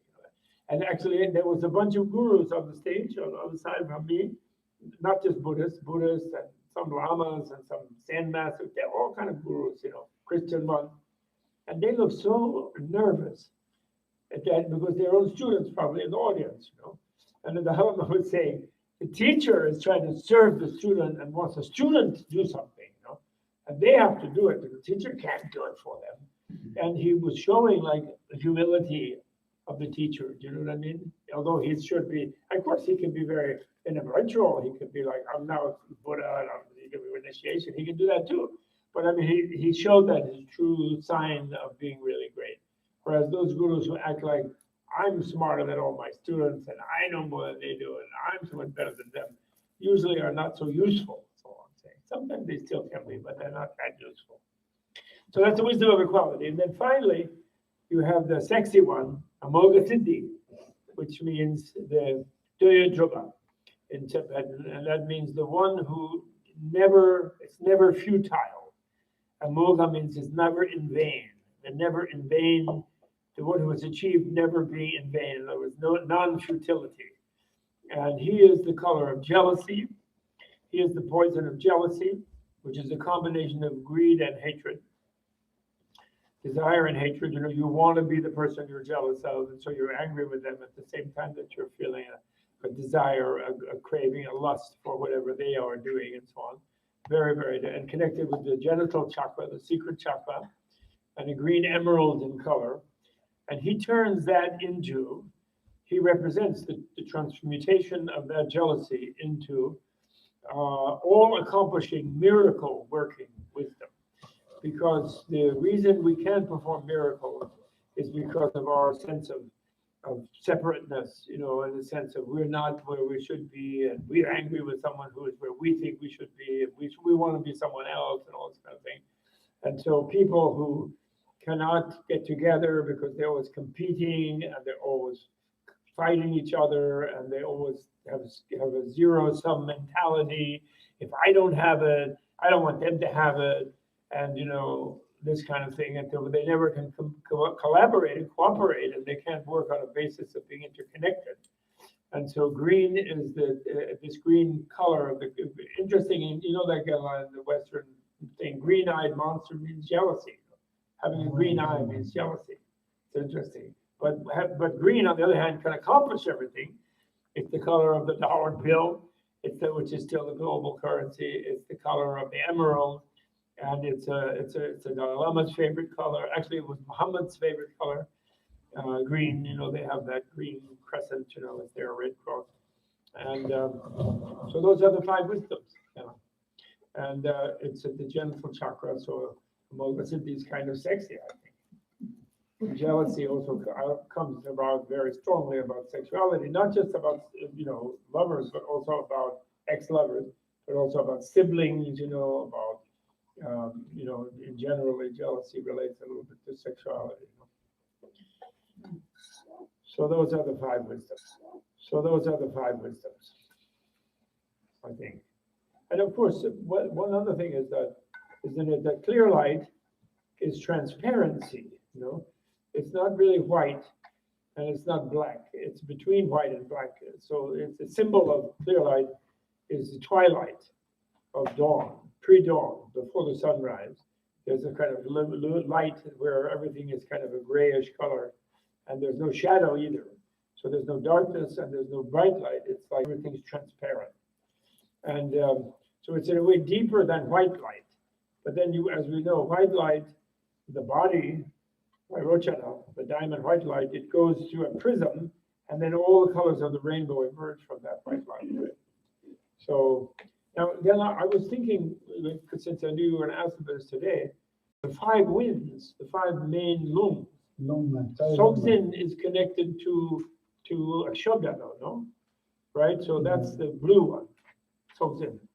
And then the is Kyabje, right? Is the all-pervading wind. So the life-holding wind, the vitality wind, the central wind is actually the dark blue one, ultimate reality perfection. I think Amitabha is connected to Genju, the Udana, the rising wind, which connects to speech and so forth. Wind is connected to Ratnasambhava, I believe. And therefore, I didn't know that, but digestive with metabolic wind is connected with Amogasiddhi, I think. Menyam. Ratnasambhava, here in the belly. Menyam is In the belly. the evacuative wind is Amogasiddhi. Yes, yes. Okay, so I wasn't sure about that. What are we getting more? Oh, good. Amogasiddhi is descending one. Secret. Secret. This is red and white spirit of enlightenment. Basically, symbol of that. But initiation is a very powerful thing. It's the heart of a Tibetan culture, this kind of thing, actually, because especially the secret initiation is where you change your genetic belonging. And instead of you thinking of yourself as I'm this race or that nation or this, my ancestors are like that, I have this kind of blood, that kind of blood, etc. Instead of that, through the guru, you become genetically connected to the Buddha family. So you become part of the ancestor, then truly becomes Yutok, for example, in this one, through the secret initiation. That's what that substance represents. It represents your changing of your genetic composition. And the greatness of the Tibetan people is the fact is about them. So now we have medicine Buddha's genetic. Yeah. The greatness of Tibetan people is that they are not much into this ancestor thing. Chinese go nuts about their sort of Chinese ancestors, and all different people, I have, African blood, or I have white blood, or I have Jewish blood, or I have whatever, French blood. People get into that. It's all nonsense. It's all nonsense, but they get into it. And they have all their ancestor wasps in Boston. They have some weird guy with a beard sitting there who was like had a pirate. He was a pirate or a slave ship, or he killed whales. And now they're big Boston Brahmins, And then there's some poor woman standing next to them, looking like she needed a maid to cook the dinner, And they think that's a big thing. And Chinese and Indians also do it, upper caste one. Tibetans, who cares? They don't much care about it because they are in the lineage of Avalokiteshvara, of Yutok, of medicine Buddha, of Buddha. They transmuted that racist thing, the root of racism about my genetic background, into this. We're all children of the Bodhisattva, means child of the Buddha, right? Jinaputra, Gyaltse, right? Child of the Buddha. And Tibetan people so much got into the Buddha Dharma. And their culture is so infused with Buddha Dharma that they've switched ancestors. So, for example, you all received initiation today from Yutok via Mr. Personification of Yutok, the sun and moon guy. And that means you're all Dharma brothers and sisters. And Dharma brothers and sisters means that you should take a look at each other because you're now brothers and sisters. Instead of going back and thinking, well, I'm really from this, I'm a Hatfield and I'm not a McCoy. If there was a McCoy over there, I don't know about that one. It's an alien to me. So everyone is a family. In other words, it relates to this Buddha idea. We're all families, right? Am I right, Gala? Is that fair? Is that good? Okay. So this is your dream family. We're all your dream family. And this is the dream family. And you're my dream sisters and dream brothers. Kaila's my dream daddy and mommy. Not even though he's much younger than me, dream grandpa. Nowadays, I'm really enjoying it because I'm not worried about growing old, Kala, because it's not lasting long. But one thing before you please remind me. You showed me that thing about Dalai Lama living 113 from the Totip prophecy, but I've lost it. I can't find it anymore. Okay, Can you still find it on your phone? Yes. On WeChat or something? Mhm. You can find it for me, Yeah, please. and email to me somehow or text it. Yeah, I really I'll want. WeChat you. We chat. Okay, thank you. Please do. There was a prediction from what 18th century, about 200 years ago, Yes. that the 14th Dalai Lama could live if he wanted 113 years. So then Dalai Lama was happy and he told all the abbots of all the monasteries he would do so. I'll do it if need be. But then he's been, I don't want to, no. It's enough, you know. He's getting lazy about it. But I don't blame him, you know, because you get little aches and pains, you know, from Menla. Any questions? Yeah, We have 11 minutes. there's a microphone coming. Tested. So after dinner, I think we do the practical part, sleeping. What are we gonna do? After dinner, the practical part, sleeping. The what? Practical part, Practical? after dinner. Oh, sure. Which practical? I mean, sleeping. Yeah. Sleeping and dreaming. Sure. Why not? You guys want to Yoga chant the did it all. mantra? You want to chant the mantra or do dream yoga practice? Okay, okay. Then after, Yeah, we don't need to talk after dinner. We have to after sleep. dinner, yes, we'll sleep. We need to sleep. Yes, questions, please? I've heard that His Holiness, the Dalai Lama does not lucid dream. So obviously, if you are not capable of lucid dreaming, or if you're not capable of taking dream yoga to the final stage, there must be some other methods that work well, because His Holiness doesn't lucid dream.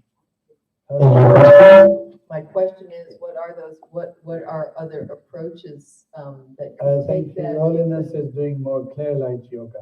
He does more He- clear, I'm he's- just wondering why. Yeah, he is very much about clear light yoga, because clear light yoga is connected with deep sleep. So once you are in the deep sleep state, there is no dream. That's the non-dual state. And in the medical science, it says when we fall asleep, we have 4 phases. Phase 1, 2, 3, 4. The 4th phase is called the deep sleep state. So that state, there is no dream at all. So that's why for us, that's the Dharmakaya state.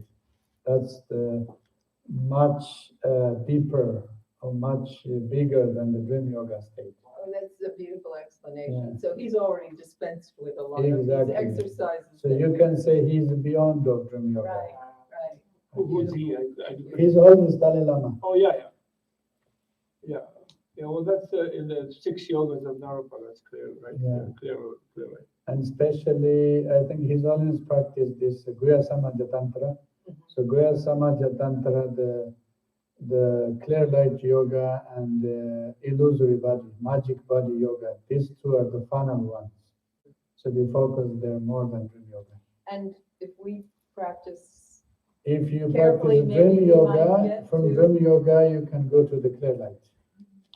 Mhm. The whole of Tantra is the dream yoga, you see. Because the Tantra accelerates, you know, the Bodhisattva. Hello. The Bodhisattva takes a commitment to live 3 incalculable aeons of lifetime in order to become a Buddha, by helping beings to develop their body of Buddhahood, compassion. Wisdom they can quickly develop, but to develop the compassion body takes a long, long time for Bodhisattva. But then once Bodhisattva gets going, they want to do it faster because they're going. They want to do it faster because they're willing to spend 3 incalculable aeons of lifetime, but they don't want their mothers to have to wait for them to be a Buddha to be able to help them effectively for while they take 3 incalculable lifetimes.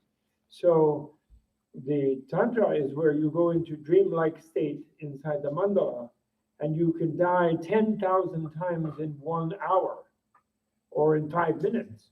And then each time you give yourself away into the clear light, which is the clear light of death, in the clear light of samadhi and the clear light of sleep, all mixed together. And then you can, it's very, very nice and efficient. It's not messy. You don't have to find a womb and 9 months and get born and go to prep school and go to college and meet Menla. And then you finally make a gift of some way, you know, and you die. And then again, you have to be reborn. You can die and be reborn, die and be reborn 1,000 times So you could, it's like genetic engineering. You could speed up the cycle of many, many lives and giving yourself to many, many beings in this subtle dream state, and then be reborn. So you dream and reborn like 1,000 times in one night, and that accelerates the thing. So it shouldn't be thought that Tantra just gets you out of the whole Bodhisattva enterprise. You know, when Mara said to Buddha, the devil said to Buddha, "Who asked you to be a Buddha and save all beings from suffering?" What is this arrogant crap, you know? That was the last effort by Mara, you know. And Buddha said, the reason, Buddha then answered, he said to Mara, "You got to be king of the devils because of one time in one life you had a little bit of compassion for your fellow devil, just for a split second. And because of that, gradually over many lives, you became king of the devils. And that one good deed and that good thought. I, Buddha, have had million lives I've died for every single being in infinite numbers in the universe," he said. "And therefore now I can be Buddha." So then Mara says to him, "Well, you're my witness because you're clairvoyant and you remember that I was kind once in that thing, so therefore I get to be things. Who can be your witness of such a huge, immeasurable, innumerable bunch of giving your life and body and everything to other beings so that you can be Buddha?" And he said, "Mother Earth is my witness." Oh. And that's why he put his hand on the ground, reciting all Buddha's Jataka tales, you know, the former life stories of Buddha. And then Mara went, "Drat!" Like in a silent movie, and he went back to his brothel heaven where he lives. He lives in a brothel heaven. He's like a pimp, Mara. He's not really a horned one like American devil, you know, Western Protestant devil. He's more of like he drives a pink Cadillac. He wears red Gucci and you know, shoes and Ralph Lauren like outfits and things. And orangey hair. He's a pimp. What? And orangey hair. Oh yeah, he might. Yeah, he does. Mara. There's a thing in Vimalakirti where Mara brings 1,000 girls and tries to give them to some bodhisattva to get them to like become corrupted, you know. And then Vimalakirti comes there and says, no, give me the girls. You're just Mara. I know you're trying to trick this guy. And then and then Mara tries to run away and he can't. And so Vimalakirti takes care of Mara. But Buddha does it that way anyway. So that's Tantra is all a dream, therefore, in that sense. It's you go into a dream state and then you accelerate evolution. That's basically how it works. So my question is actually right on that. It's about the multiplication of yourself. If you can speed up, this is a serious question, Nunro or any other practice by multiplying yourself, really seeing clearly yourself, doing those practices, can you then multiply your own practice? Yeah, of That's course. the Samantabhadra. If you are very good in the dream yoga, yeah. Does it have to Let's be? say you have to accumulate mantra like 1,000 times. If you can do it in the dream, you multiply yourself 10 or 100, and it's all counted. That's right. Is it the same? It's the same, yes. If I'm awake, but I'm in the dream, I'm Now you're it's not doing going. dream, not talking into the microphone. It's not going. Dream microphone. Oh.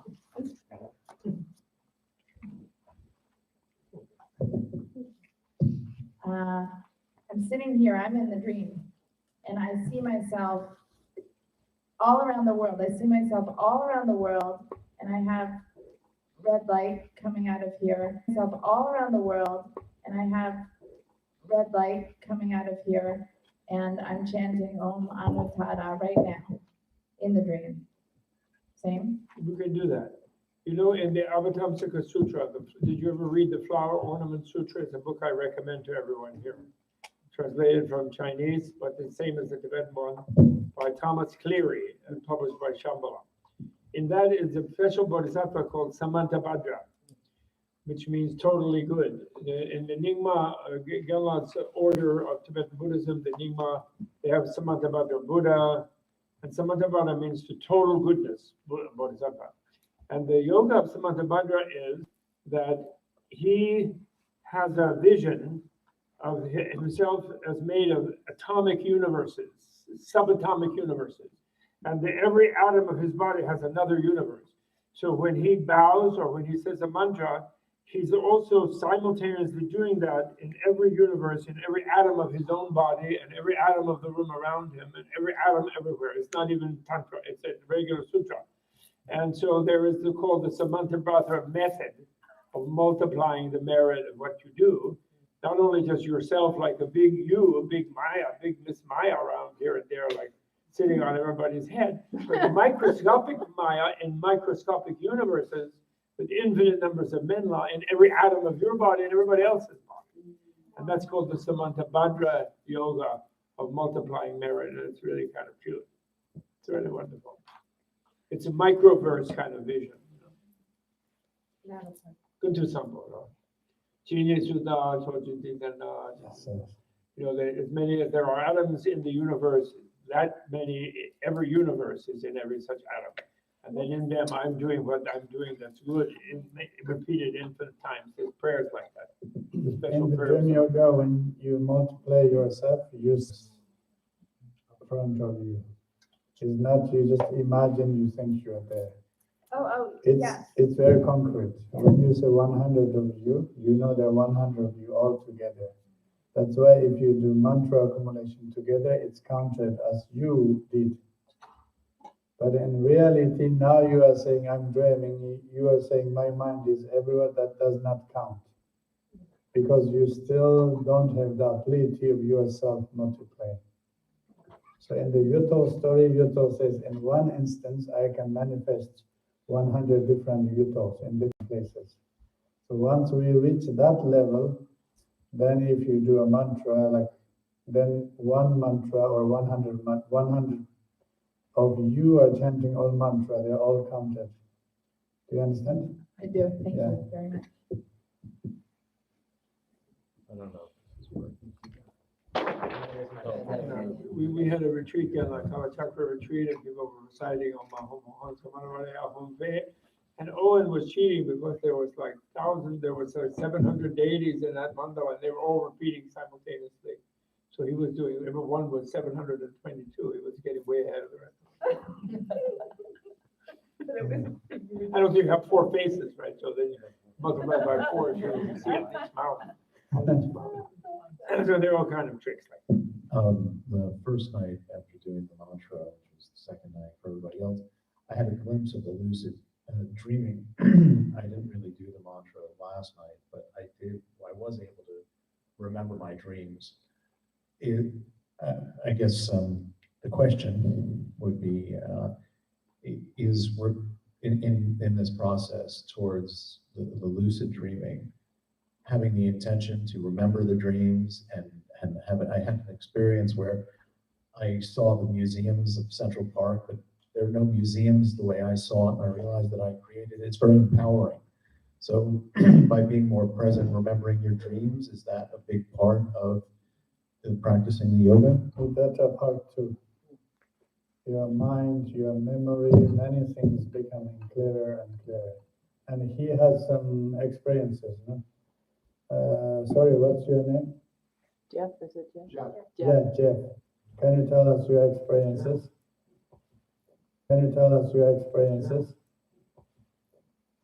Yes, I had it. Can you hear? Yes. This was like 2003, and it was before I heard anything about dreaming like this. I was dreaming. I was aware I was dreaming. My childhood street is asphalt street, long, straight, and all of a sudden, this witch doctor came out of every door at the same time with a sword in his hand, and I was totally frightened. I started screaming. My partner at the time, she said, "What happened?" I said, I just scared the hell out of me. And I heard about Mondrian Street with a sword, and I thought, maybe that was him. And but I was lucid dreaming that for 2 years, and what I found is during the daytime, I have vivid memories of childhood and all the way through my life that troubled me before. Now, I just kind of dissolve it. And aside from getting into patients I told about before, I feel like I've healed my life just by dreaming. And I didn't try to do it, just it popped into my mind now. I see very vivid memories. So your memory become better. Yeah, but Become better. yeah, but there were horrible things at the time. Transformed them. Traumatic. Or they got transformed by some process. I don't think I did it on purpose. So they're transformed. Yeah, they are transformed. It was amazing. Yeah, many things like in our childhood, what happened, maybe we don't remember. Maybe we think it's better don't remember. But they all somehow stay, you know. And somehow in the dream become everything very vivid and very lucid and this. So of course, once we remember, like if there's a poison is coming up, and then we transform it, and then we are free from these things. And dream yoga definitely enhances memory.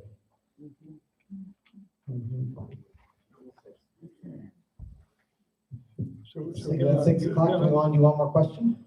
No, Okay. I want to ask you a question, Gemma. So you're saying tonight people will be doing practical, maybe Om Anuttara, Yes.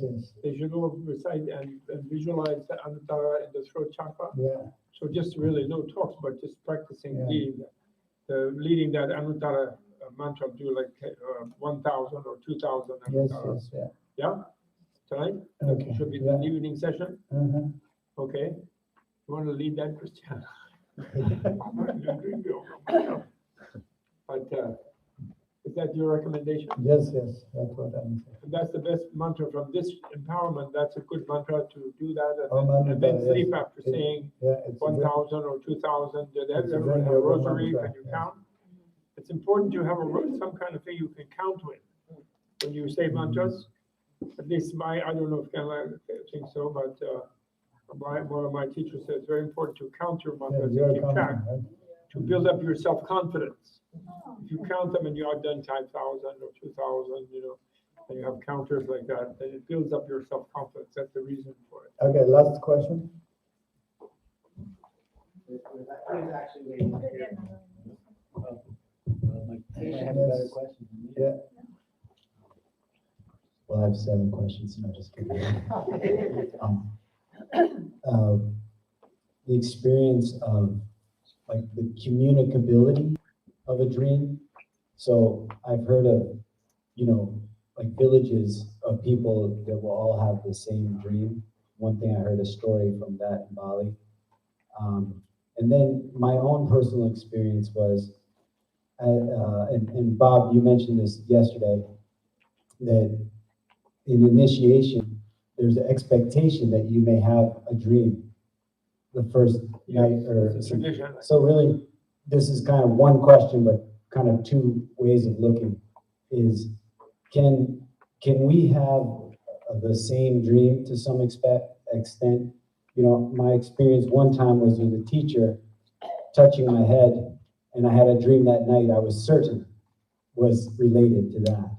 And then a time with a client after working with them, that I felt I had a dream that was certainly not my dream, because it had so much like it was their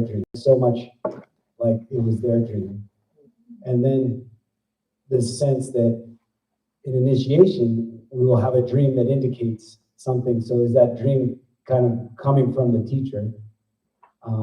And then this idea that a whole village may have the same dream.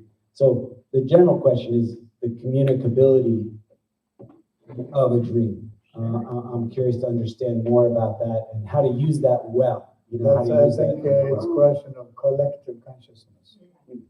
Your all consciousness are connected, so you're all experiencing the same thing. And if the people, for example, the friends or couples, if they can have like joint dreams, I call it the joint dreams, connected dreams, So that's why what you experience, it's always your dream, your mind. But your mind has power to access other minds. Do you understand? It's not your teacher's dream is coming in your dream. So your mind is connected to the teacher's mind, and therefore teacher's thoughts or energy blessings coming to you. So that's always it's you. Your mind can stays like a web like this and connected with others, and you have access of the information, or your mind expands. So if your mind expands, then all other minds are coming in your mind. Do you get it? It's something like that, yeah. This can happen for couples or very close friends if they are really, really connected, you know. I think our connection, I like this Nyingma school, old school. It says there are three types of transmissions, you know, when you receive teachings. One is called the mind to mind, Gongpa, and one is called the gesture, symbol to symbolic communication. One is mental communication, one is symbol, and one is verbal. So our communication, the normal communication is the verbal communication. I say something you can hear and then you understand me, right? But sometimes you just read my body language, symbol, gestures, mudras, movements, like this, and you understand what I'm going to say, like this one. Italians are very good for this, right?